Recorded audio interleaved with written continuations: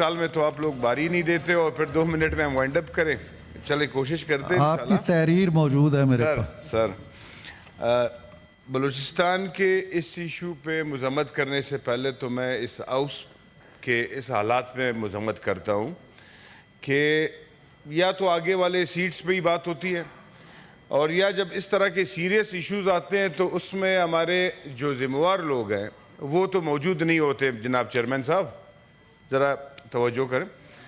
और इसमें हमें इनकी तवज्जो भी मेरे ख्याल से नहीं चाहिए क्योंकि ये इशू बलूचिस्तान का है और बलूचिस्तान इनके असूल में या इनके कब्ज़े में है नहीं। बलूचिस्तान पिछले जब से पाकिस्तान बना है ये किसी और के हाथ में है।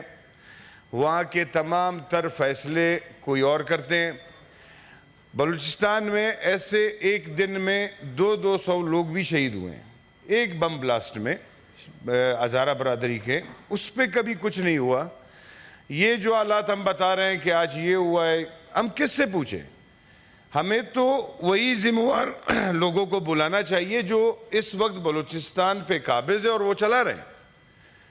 हमने पिछले 15-20 सालों से वहाँ पे एफसी को बिठाया हुआ है, तो हम कम से कम IGFC को बुलाएं कि आप हमें बताएं आप किस चीज़ के लिए वहाँ बैठे हो।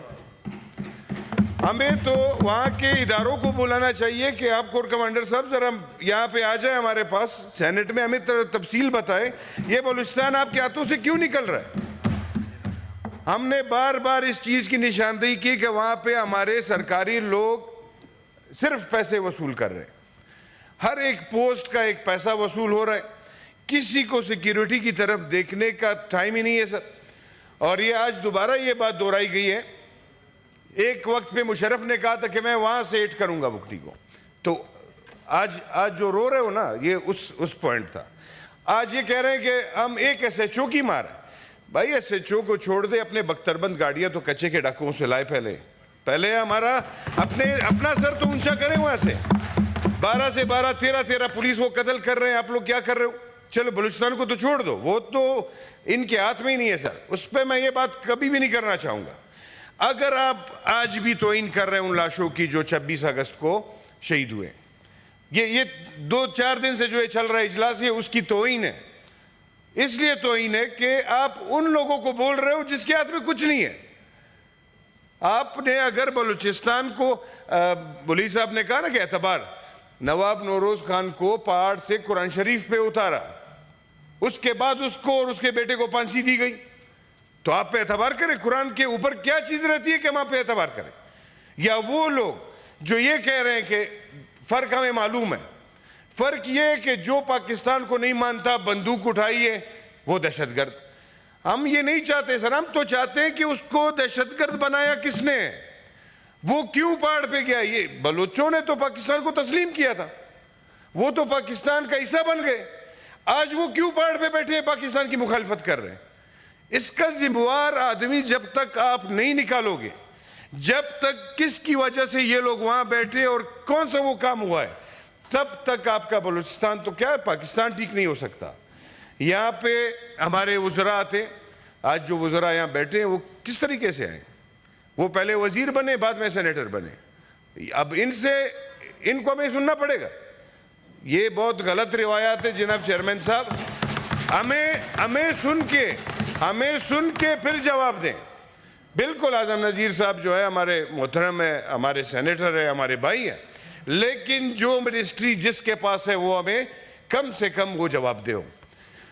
बलूचिस्तान के अंदर सिर्फ ये इश्यूज नहीं है सर, मैंने कहा ये पहली दफ़ा भी नहीं है सर कि इतनी परेशानी इनको हुई है, पता नहीं क्या हुआ है इसमें।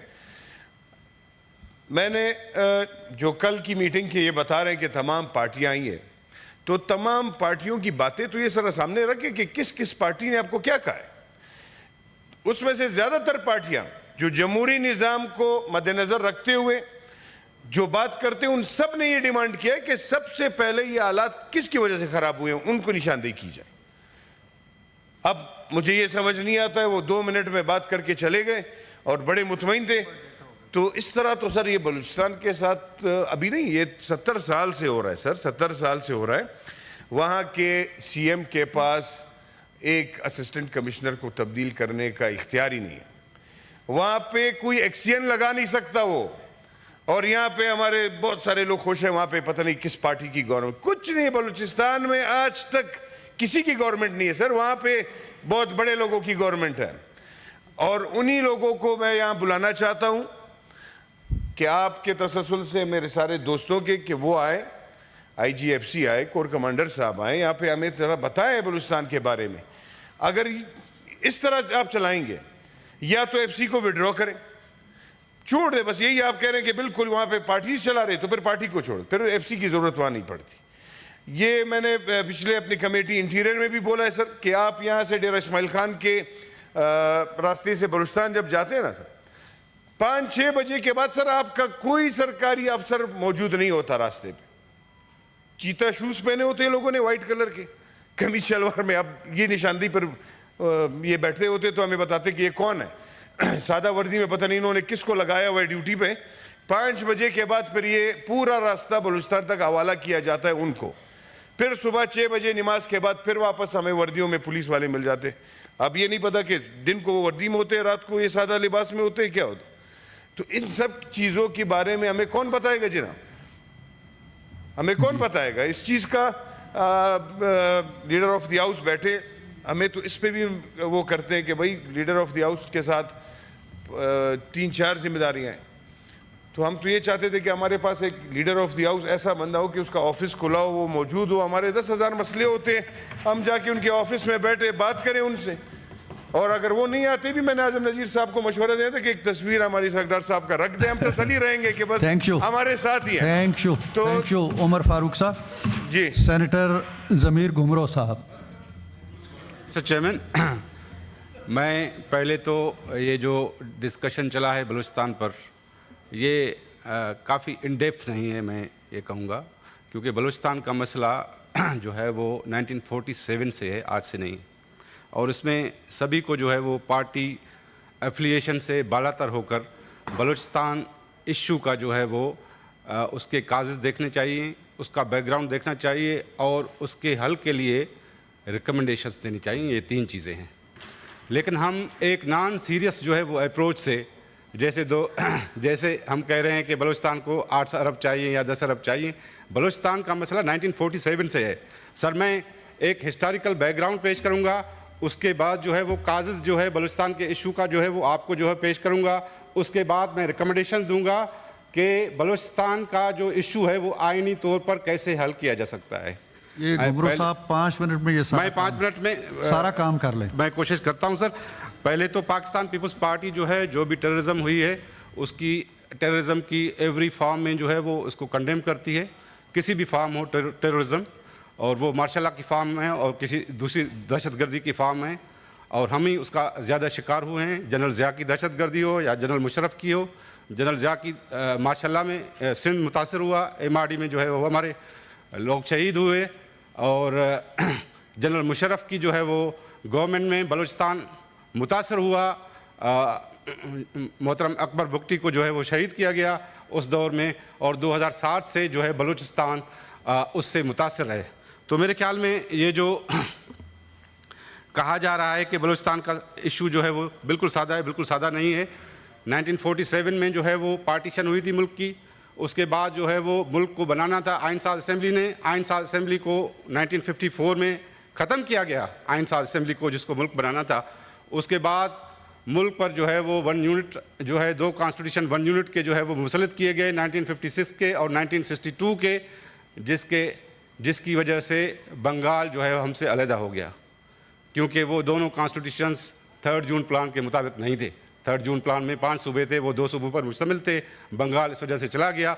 ये 1973 का कॉन्स्टिट्यूशन हम सबको ले आए, बलूचों को भी ले आए। सब ने 1973 का कॉन्स्टिट्यूशन बनाया कि इस पर अमल होगा तो जो है वो बात बनेगी। जनाब चेयरमैन, आपने भी जो है वो तकीर की कि जो पाकिस्तान के कॉन्स्टिट्यूशन को मानेगा हम उससे बात करेंगे। बिल्कुल आपकी बात बजा है, लेकिन हम अपने गिरेबान में देखें, कि क्या हमने जो शहीद भुट्टो ने 1973 के कॉन्स्टिट्यूशन के तहत फेडरेशन बनाई है। सर ये पहली मरतबा फेडरेशन बनी है 1947 की 3 जून प्लान के तहत। इस मुल्क का बानी शहीद जुल्फ़िकार अली भुट्टो है। क्या हम उस आइन पर अमल कर रहे हैं? क्या उस आइन पर अमल करने से बलूचिस्तान के मसाइल हल हो सकते हैं? पाकिस्तान पीपल्स पार्टी 1973 के आइन और 18th अमेंडमेंट जो 1973 के कॉन्स्टिट्यूशन को जनरल मुशर्रफ और जनरल ज़िया ने जो है वो डिफेस किया, उसके तहत 18th अमेंडमेंट के ज़रिए उसको बहाल किया। लेकिन दोनों पर क्या सभी पार्टीज़, मैं सभी को बोल रहा हूँ, इस ऐवान को बोल रहा हूँ कि क्या 1973 के कॉन्स्टिट्यूशन और 18th अमेंडमेंट के पर अमल हो रहा है? उसमें जो सूबों और विफाक के दरमियान अख्तियारात की तकसीम है, क्या उस पर अमल हो रहा है? उस अख्तियारात की तकसीम के तहत तमाम मिनरल रिसोर्सेज जो है वो सूबों की जो है वो प्रॉपर्टी है। क्या गोल्ड, कॉपर और बलूचिस्तान के गैस जो मिनरल रिसोर्सेज हैं बलूचिस्तान के, क्या वो बलूचिस्तान को हमने दिए हैं? उसको कॉन्स्टिट्यूशन के तहत जो बलूचिस्तान को राइट्स मिले हैं, पहले हम